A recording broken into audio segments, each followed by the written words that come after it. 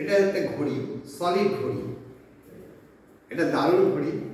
আমাকে একজন গিফট দিয়েছে, বিরাট বড় ম্যাজিশিয়ান, একদম নাম নিচ্ছি না, সে আমাকে দিয়েছে, তারই তৈরি হয়তো সুনীল কর্মকার। আচ্ছা, বিশাল বড় ম্যাজিশিয়ান।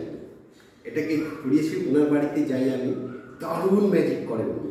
এটা সলিড ঘড়িটা, দেখছো সলিড সব জায়গায়, আমি যেদিকে দাঁড়াই এটা সলিড, পুরো সলিড। আচ্ছা, যে কোনো 1 থেকে 12-র মধ্যে একটা নাম্বার বলো। 9। 9। আচ্ছা 9, তুমি 9 বলেছো, 9-এর এখানে কাটারটা নিয়েছি। আর আমি এক কাজ করব, এই রুমালটাকে এখান থেকে পাস করব।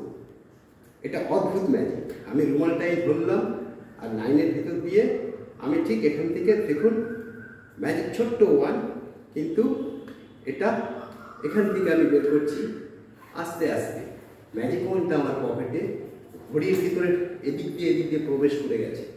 দেখুন, আমি যেদিকে দেখাই কোনো ফুটো ফাটা ছিল না, একদম।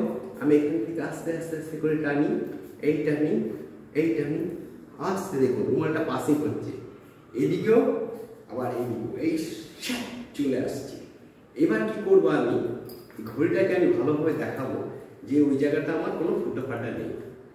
এই ঘড়িটাকে আমি ঘুরিয়ে দিলাম এবং ম্যাজিক ওয়ানটা দিয়ে দেখাচ্ছি সলিড, পুরো সলিড।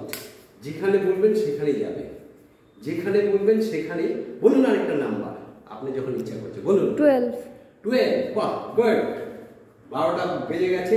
ম্যাজিক ওয়ানটা দিয়ে যদি এখান থেকে এখানে পাসিং করি তাহলে চলে যায়, কিন্তু এটা আমার সলিড, এটা সলিড, পুরো সলিড,